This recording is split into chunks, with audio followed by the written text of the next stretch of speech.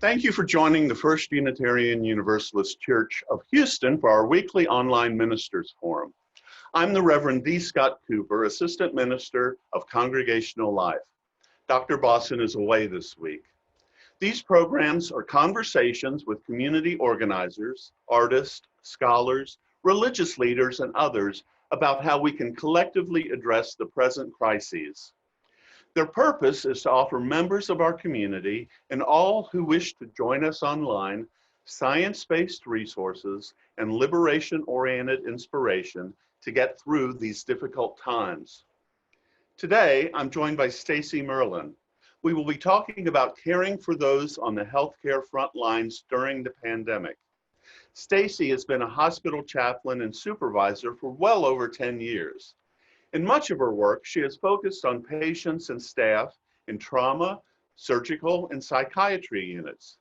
She is currently the Sparks program manager, supervising and providing peer support across the Parkland Health and Hospital system. Parkland is the Dallas County safety net hospital with an award-winning Trauma One Center. Parkland has been recognized as one of the nation's most wired hospitals for excellent in using technology and has been awarded the Joint Commission's Gold Seal of Approval. For those of you who are with us for the first time, let me say a few words about Unitarian Universalism. We are a religious tradition that celebrates the possibility of goodness within each human heart, the transformative power of love, and the clarifying force of reason. We believe that we need not think alike to love alike. We hope that you find these forums a source of connection, hope, and clarity. Stacy, thank you so much for joining us. It's great to see you again, Scott. Thank you for inviting me. It's so good to see your face. I was lucky enough to work with Stacy at Parkland during my chaplain residency. Now, things have changed a lot in a year. Not only are we dealing with the pandemic, but you've changed jobs. But before we get to that, I'd like to talk about your years working as a chaplain. I once attended a family meeting at the hospital, and when asked if he had questions for the chaplain, a young man said, "I don't know what a chaplain is." If someone has never needed a chaplain, they would have no reason to know what one is. So describe what chaplains do. Chaplains are responsible for many functions in the hospital.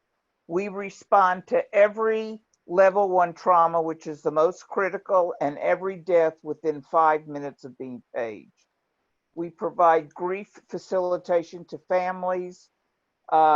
We do all of the administrative process of every death, including the release from the hospital. We execute advanced directives, medical power of attorneys, living wills.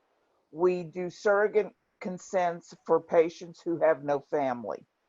We perform sacraments, baptisms, prayers of contrition, baby namings. Catholic chaplains do the communions and the anointing of the sick.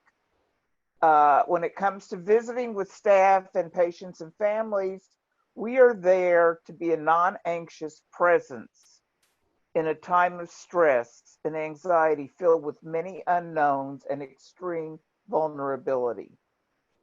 And chaplains, particularly hospital chaplains, is very different than other clergy ministries in some very significant aspects. I was drawn to healthcare chaplaincy because it allows me a different growth opportunity not available on a daily basis for me as a pulpit clergy. My congregation is Parkland Hospital, and my hospital represents 66 different countries in staff alone. I have an opportunity to learn about cultures and spiritual practices from all over the world, just in the staff. The patient population is also very diverse in gender, in culture, in economic, status and spirituality. My ministry now is for staff. I only see staff now for years, as you know, I was seeing patients and staff. The thing, if hopefully when you're in seminary, you hopefully study other faith traditions, because when you are here at the hospital, you're here to perform sacraments and prayers and a connection that gives comfort to whoever you happen to be ministering to at the time. I am not a clergy in a synagogue or a church or a mosque where the doctrine is understood by everyone in the congregation. Everybody has when you go to a synagogue, you kind of know what to expect. You know what the doctrine is. When you're at Parkland, as well as you well know, Scott, you could be doing a prayer of contrition to a Catholic family. You could be next doing a baptism for a Baptist family. You could be doing a prayer with a Muslim patient, and that's all in 1 hour. Mm-hmm. And the thing about it is, it's not what I believe as a chaplain. My faith journey is what grounds me personally. It is essential that I know what I believe and what I know, and that's basically what chaplain CPE training is all about, is being able to own your stuff so that you don't put it on somebody else. And there's no room for assumption in healthcare chaplaincy. A good chaplain becomes the student of the person that they're sitting with. You are not the expert on their story. They are. So I am the student to learn so they can teach me what is meaningful to them, what is important to them. And I also tell my patients and staff that we're all equal in the universe of spiritual pursuit, whether you're religious or not. Because I studied ministry and I choose to share a spiritual experience with you does not make me an expert on God, on Allah, on Buddha, on Jesus, or a supreme creator, whatever you call your relationship with a higher power. And it certainly doesn't make me closer or above anybody else. We as chaplains, and we have an ethical responsibility to meet people where they're at in that moment. And we also have a huge responsibility to wait to be invited into the space the person is experiencing. And that doesn't mean that you don't come until the pager goes off. It it means that you reach out and you let people know that you're there. It's an open invitation. We wait to be invited into this sacred space. It's all about dignity and respect and loving someone enough to let them control their own space. So that's... Wow. I was just going to say that's a great way of putting all that. Thank you so much. You've specialized in working with both the trauma and psychiatry units, and these present unique challenges for not only the staff, patients, and families of patients, but also the chaplain supporting them. So talk for a minute about those challenges and experiences. I became certified as a clinical trauma professional, and I chose this specialty because people are most vulnerable when they're facing a traumatic crisis. Scott, you and I have both seen our share of trauma hall emergencies. Life has the potential to change in a split second. You wake up one morning, you're going to work. 10 minutes later, you're in an ambulance going to a trauma center. You're in the middle of a meeting and you get interrupted. Your daughter was knocked unconscious on the soccer field and now they're doing CPR. There's death of loved ones. There's terminal illness. All of these leave us completely vulnerable. And often you're alone when you get to the hospital before family can even be reached. As you know, in the safety net hospitals, language barriers are an issue. Imagine being taken to an ER where everyone's speaking English, but you speak French or Chinese. You have no understanding about anything about what's happening to you and what is wrong. And the interpreter may not get there for 15 minutes. We arrive, the chaplain arrives within 5 to 10 minutes to a trauma page. If possible, it is my job to simply hold the hand and be a non-anxious presence. Also, as you and I both, when we worked, finding next of kin is difficult. Patients come without their wallets, they don't have their phone, or their phone is locked and we can't get into it. And it takes time, sometimes hours, sometimes a day, sometimes two. We have patients who come in unconscious and we can't even identify them. It may take the police taking fingerprints to identify them, or waiting for a call from a family looking for a loved one.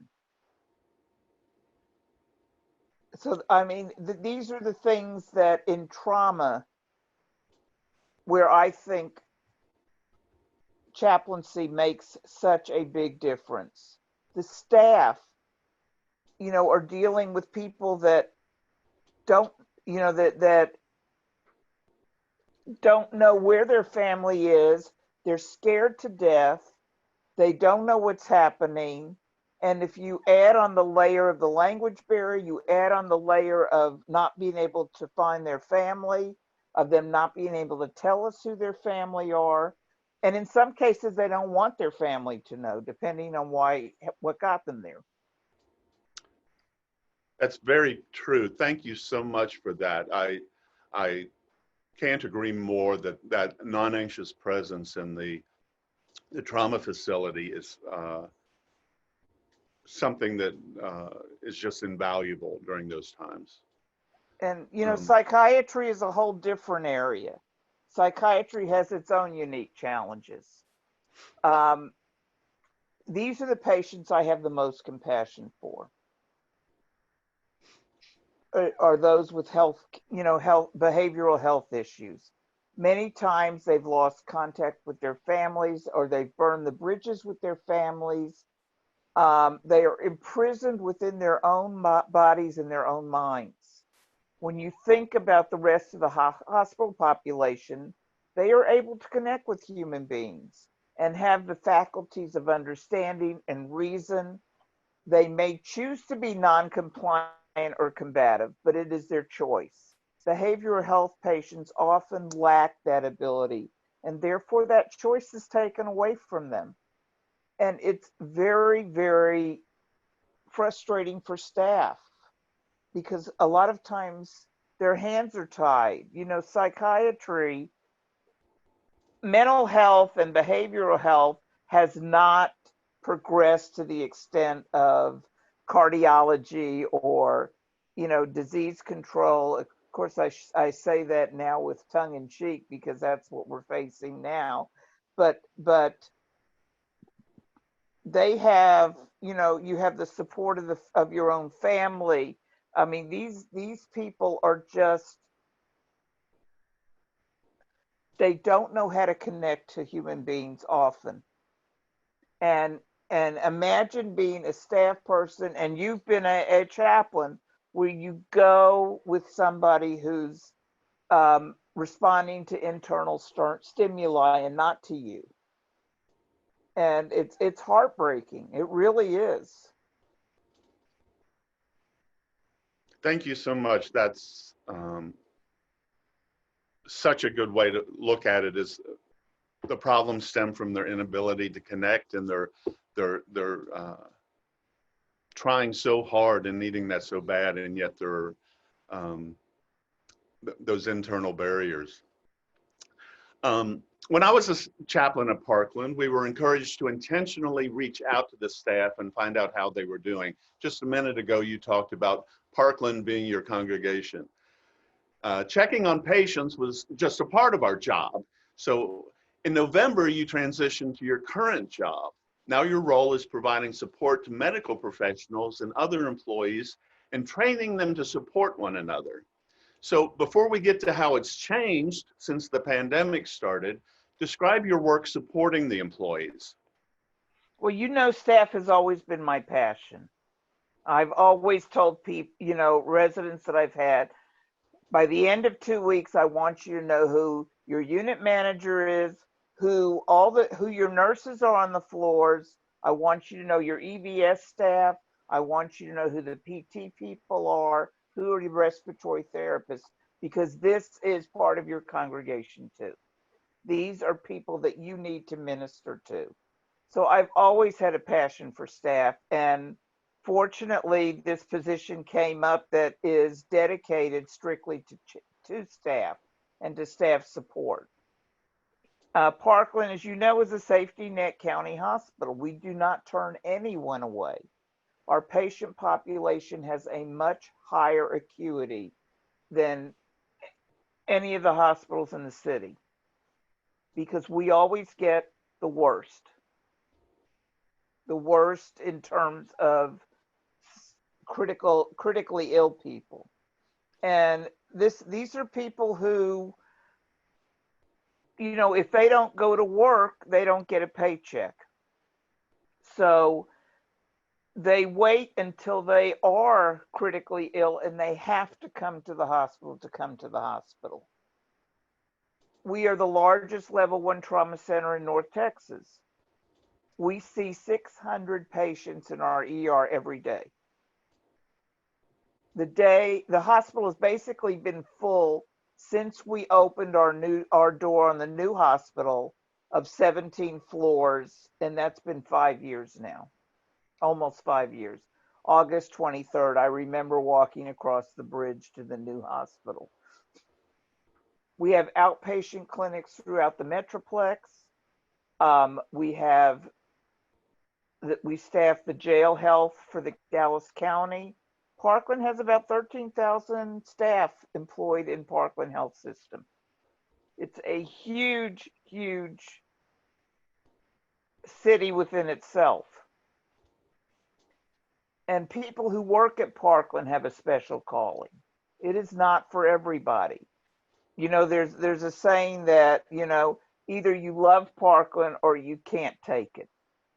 And it's very true. And that is a lot because of the intensity of the acuity of the patients here.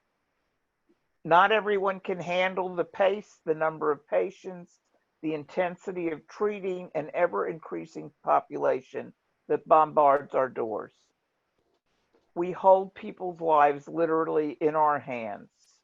It takes everyone from the EVS staff who keeps the rooms germ-free to the nutrition staff, the lab techs, respiratory therapists, RNs, providers to take care of one patient.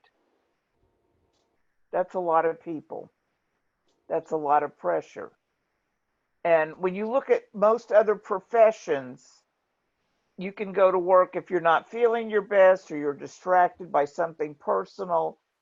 It is not that noticeable if you only are giving 75 to 80% of yourself of effort.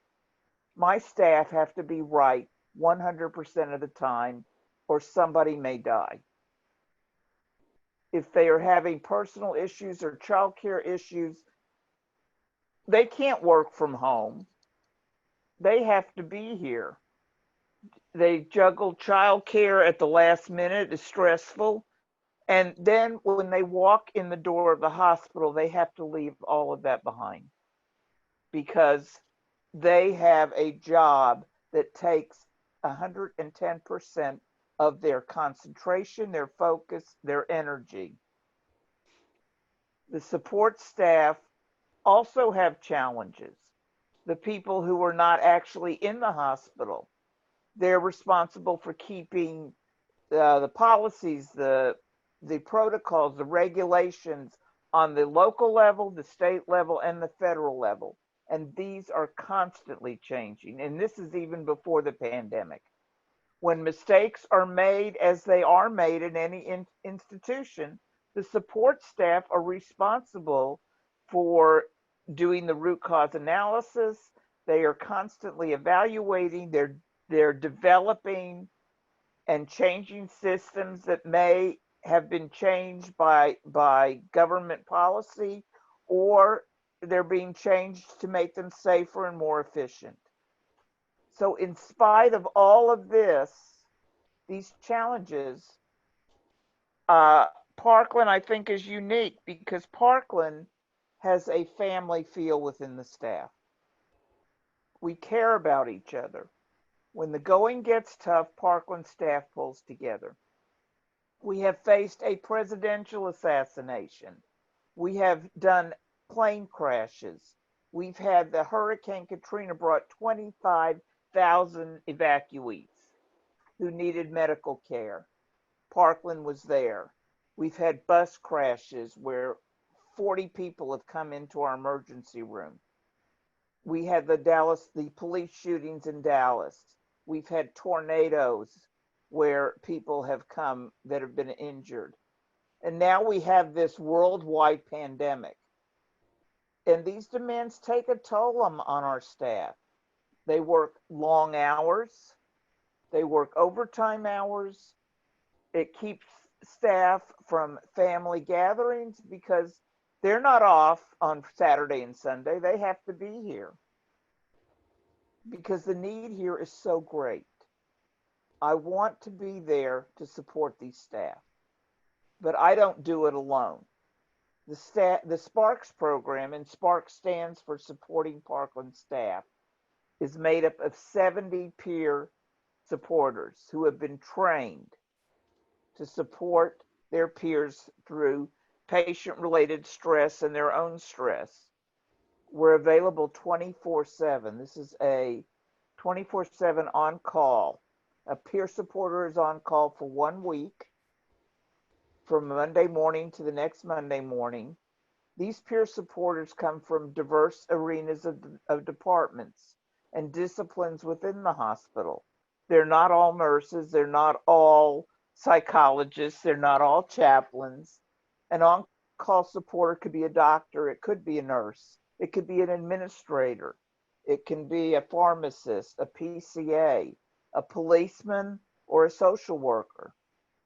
They don't have to explain what Parkland is like when a person calls Sparks and says, this is what it's like where I work, because all these people work here.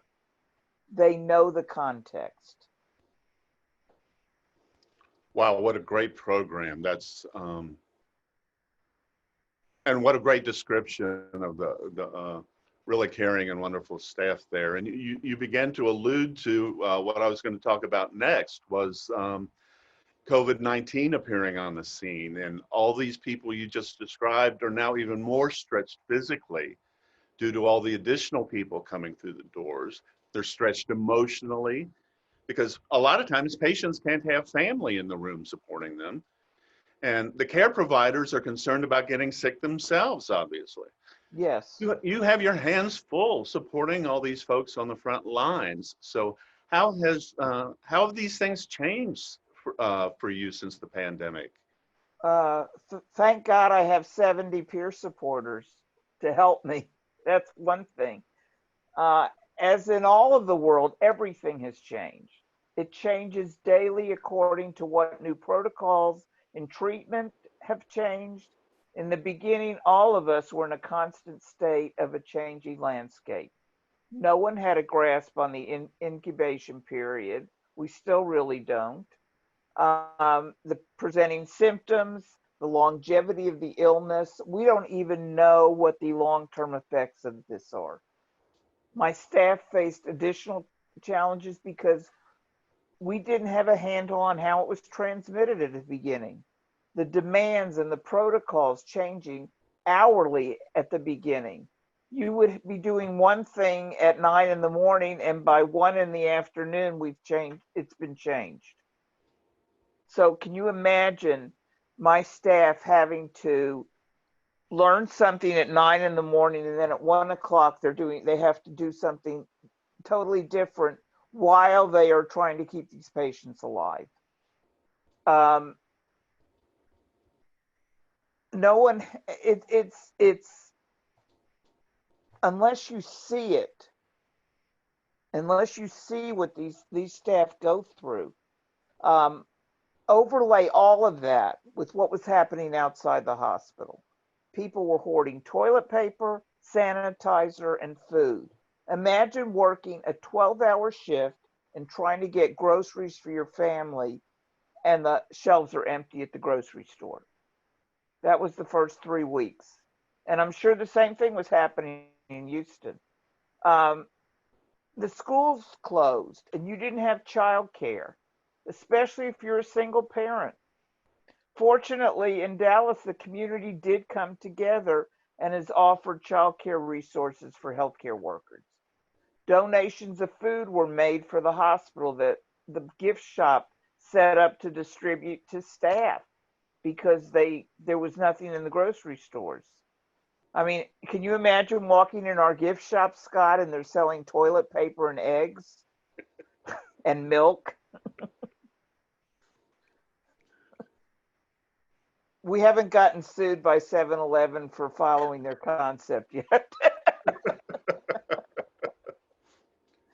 Many staff would not go home because the fear of spreading it to their families. They were staying in a hotel, sleeping and coming back to work. Many went to COVID testing centers to help with the numbers of people coming to be tested. Can you imagine standing out and it's 90 degrees and you're wearing a mask, you're wearing a gown, you're wearing a face shield, you're wearing gloves outside in Texas so that you could, at a testing center for hours.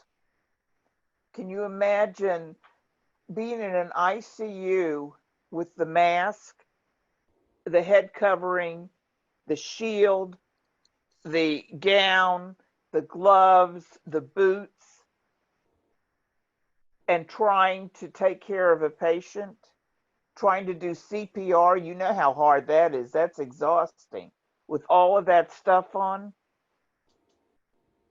I mean, these, I cannot say enough for the healthcare staff at any hospital really that is having to deal with COVID patients, because the physical exhaustion of wearing all of that stuff and sweating for 12 hours, and how hard it is just to take it off so you could eat something and have to go through the whole processes of putting it back on.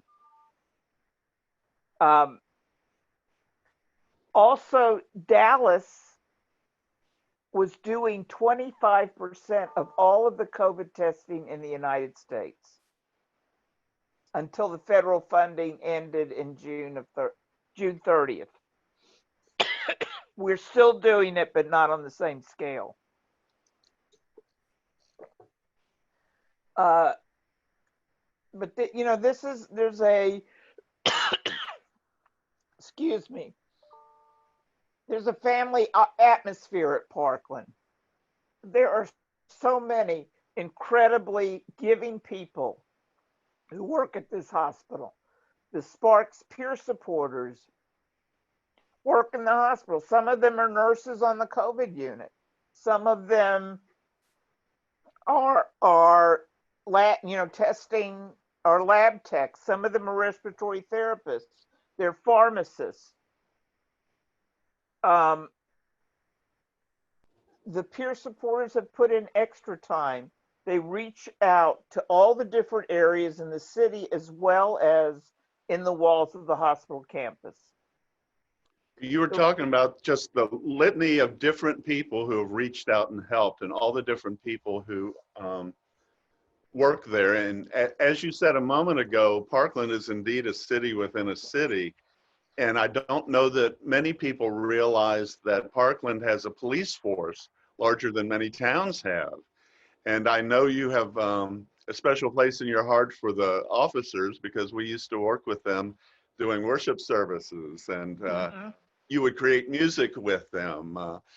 Talk just a moment about your relationship with the officers. We have a phenomenal police force at Parkland. I love these people. They are present in all different areas, and I am so glad they are here. There are so many things they do that no one even knows. Mm. Besides protecting the premises and the staff, they do an incredible amount of outreach to both staff and patients. Our police help us identify patients who are unconscious and have no ID. They endure a lot of angry patients and family members, and they always remain calm. It just amazes me.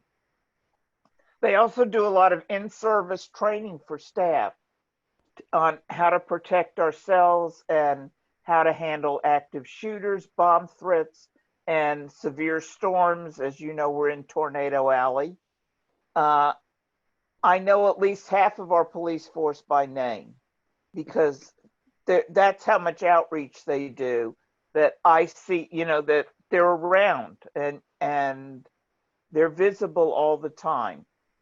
I've had the privilege of working with them during highly critical times. We had the tornado right after we moved into the hospital, the day after Christmas. We had one last October. We had the police shootings in Dallas. We've had, as I said, the bus crashes. They really are an integral part of the functioning of this hospital, and we couldn't do without them. They also have an awesome choir called the Blue Notes that perform, that you know about. They Right. perform during holidays and special services. They do Christmas caroling and other special hospital events. They, walk around singing and handing out candy canes during the holidays to patients and kids. And I just can't say enough about our hospital. Well, that's the reason I wanted to give you a chance to do a shout out to the officers, because I know, like I said, you work with them a lot and appreciate their help. So we're about to run out of time, but just to wrap up, you've made it very, very clear you just have a wealth of experience here. So what are some things you've learned doing this that you can suggest for those of us outside a hospital setting who are trying to support one another during these very difficult times? Please, please, please, please wear a mask. That's my first thing. My second thing is be careful and discriminate where you get your information. As far as COVID, listen to what the healthcare experts are saying. The CDC, they are the experts on health, not the politicians. The virus can kill. Wear your mask. Stay away from people who are not wearing one. Practice physical distancing of at least 6 feet. I have not been inside a restaurant since the beginning of March. I basically go to work and I go home. I have not seen my daughter in 8 months. This is a time that requires sacrifice to achieve a greater good.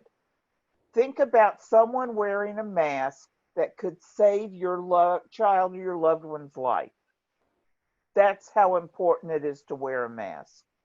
What we can do is care about everyone as much as we care about ourselves.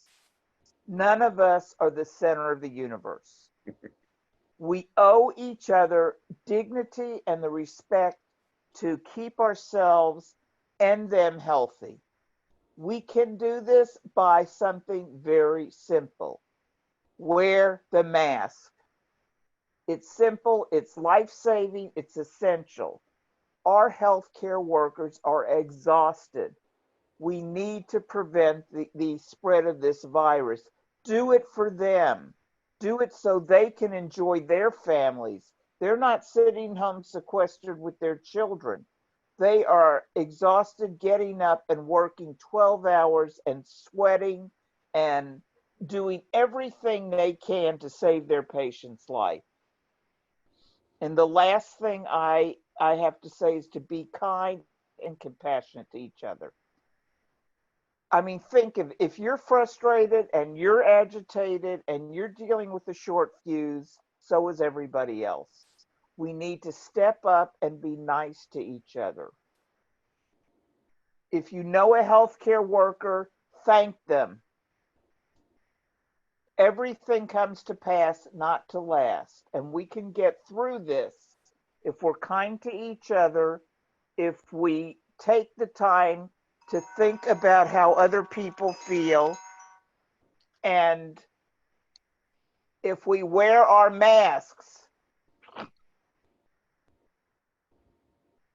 I think I picked up on a theme throughout your remarks there at the end.